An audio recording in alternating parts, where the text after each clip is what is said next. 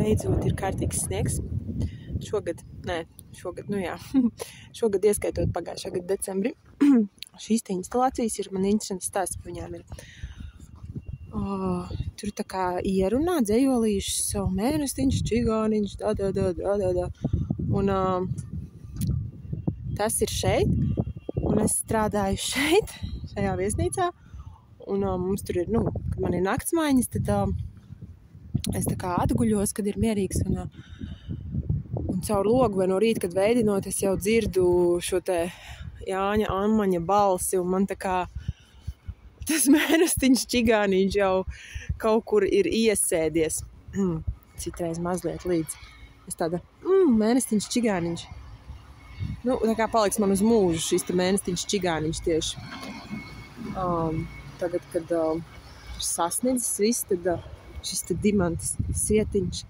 Šis arī ir viens no maniem mīļākajiem, starp citu, dzejolīšiem. Žēl, ka viņš tagad neskan. Bet tur ir tā, ka tā doma ir tāda, ka kas cauri skatās sietiņā acīm, redz visu pasauli, dimantos mirdzam.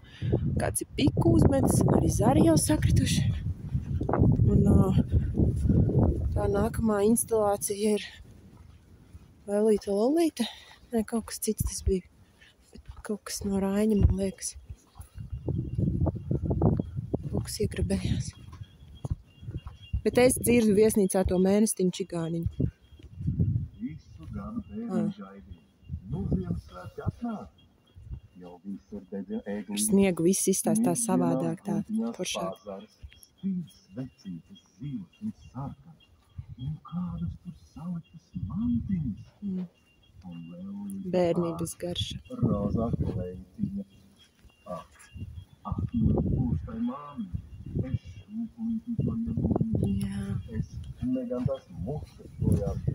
Kā mēs kā meitenītes bērnībā auklējām mazus lācīšus un Lelītes gatavojoties būt par māmiņām mīlošām.